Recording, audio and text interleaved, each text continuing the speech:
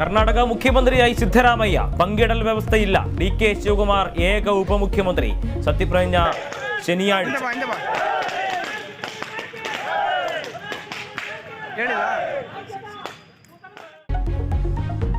നാളികേരം ഉടച്ചും പടക്കം പൊട്ടിച്ചും ആരാധകരുടെ ആഘോഷം. കേന്ദ്രമന്ത്രിസഭയിൽ അപ്രതീക്ഷിത അഴിച്ചുപണി. കിരൺ റിജിജുവിനെ നിയമമന്ത്രിസ്ഥാനത്ത് നിന്നും നീക്കി. അർജുൻ റാം മേഘ്വാൾ പുതിയ മന്ത്രി. മാറ്റത്തിന് കാരണം ജഡ്ജി നിയമന തർക്കമെന്ന് സൂചന. ജല്ലിക്കെട്ട് നിയമം ശരിവച്ച് സുപ്രീം കോടതി. തമിഴ്നാട് മഹാരാഷ്ട്ര സർക്കാരുകളുടെ നിയമ ഭേദഗതി അംഗീകരിച്ചു.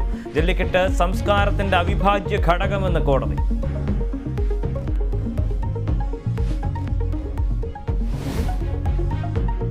ജ്ഞാനായ സഭ അന്യസഭാ വിവാഹത്തിന് വീണ്ടും അനുമതി നിഷേധിച്ചു.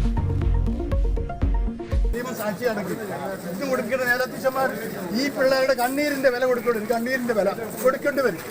ദൈവം സാക്ഷിയായിട്ട് ഒരു നേടി കിടക്കട്ടെ. ഇവിടെ എല്ലാ ദിവസവും ബൈബിൾ ഇവിടെ പൊക്കുന്നുണ്ടല്ലോ, ക്രിസ്തീയ ബൈബിൾ പൊക്കുന്നുണ്ടല്ലോ. ആർക്ക് വേണ്ടിയിട്ട്, എന്തിനു വേണ്ടിയിട്ട്? സംഭവം കാസർഗോഡ് കൊട്ടോടിയിൽ പള്ളിക്ക് പുറത്ത് വെച്ച് വധൂവരന്മാർ മാല ചാർത്തി. സഭയുടെ നടപടി ഹൈക്കോടതി ഉത്തരവിന്റെ ലംഘനം.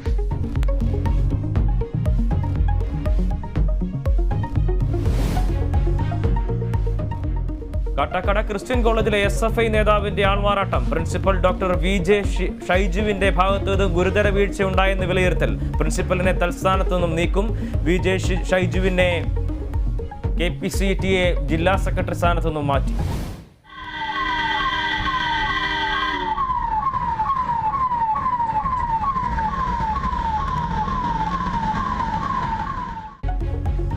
കോഴിക്കോട് രോഗിയുമായി പോയ ആംബുലൻസിന് മാർഗതടസ്സം സൃഷ്ടിച്ച കാർ. ഡ്രൈവറുടെ ലൈസൻസ് റദ്ദാക്കും. പത്തനംതിട്ട കവിയൂരിൽ നവജാത ശിശു ഉപേക്ഷിക്കപ്പെട്ട നിലയിൽ.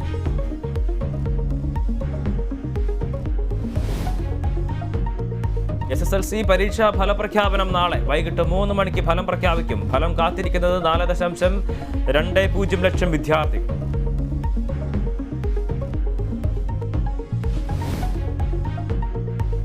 മുംബൈ ഭീകരാക്രമണ സൂത്രധാരയുടെ ഇന്ത്യക്ക് വിട്ടു നൽകാൻ അമേരിക്ക. US കോടതി ഉത്തരവ് കുറ്റവാളി കൈമാറ്റ ഉടമ്പടി പ്രകാരം.